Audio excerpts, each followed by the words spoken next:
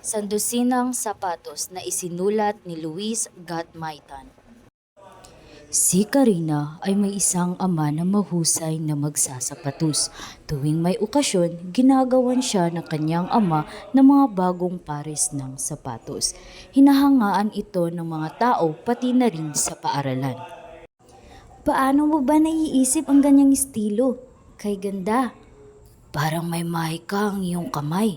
Banggit ng mga tao habang nanunood sa kanyang paggawa. Buti ka pa, Karina. Laging bagong sapatos mo. Ako, lagi na lang pinaglumaan ng ate ko. Banggit ng kaklase ni Karina. Di naman. Sagot naman ni Karina. Lumipas ang mga araw at ang ina ni Karina ay nagdadalang tao na. Nagpa-check up ako kanina. Sabi ng doktor, babae daw magiging anak natin. Talaga? Kung babae nga, pag-aralin natin ang balit. Matutupad din ang nais ko. Banggit ng ama ni Karina. Nasa grade 2 na si Karina nang muling nabuntis ang kanyang ina na kay tagal nilang hinintay. Nako, magkakaroon na pala ako ng kahati sa mga sapatos. Pero di bali na, dalawa na kaming igagawa ni tatay. Pero lahat ng pangarap ng kanyang tatay ay hindi natupad.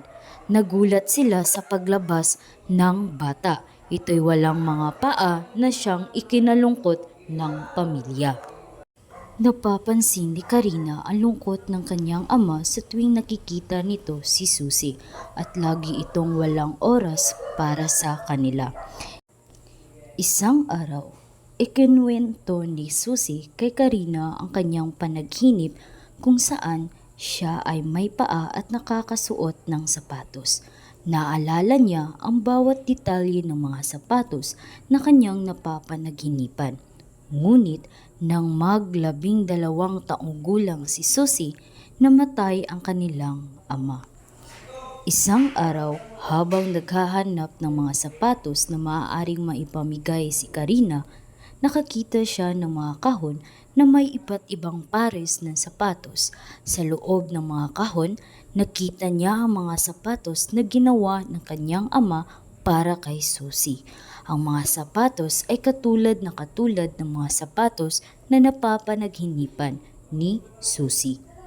Susie, may nakita akong mga kahon sa bodega. May mga sapatos doon. Talaga? Ano kaya mga iyon? Hindi ko alam, pero tingnan mo, ang ganda ng mga ito. Parang mga sapatos na ginawa para sa isang prinsesa. Nagningning ang mata ni Susie. Ate, parang ang mga sapatos na napanaghinipan ko. Nagtaka naman si Karina. Talaga? Ano bang mga sapatos ang napapanaghinipan mo? Lahat ng uri. May mga sapatos na pang ballet, mga sapatos na pang party, may mga sapatos na pang araw-araw.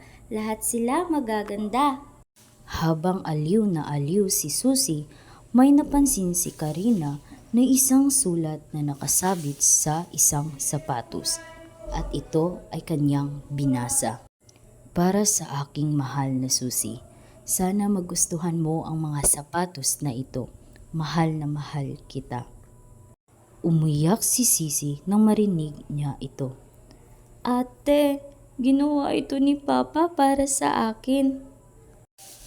Palagi kang nasa puso ni Papa, tandaan mo yan, Susie. Naglalakad gamit ang kanyang wheelchair. Lumapit si Susie kay Karina. Salamat ate, salamat din kay Papa. At doon nagtatapos ang kwento.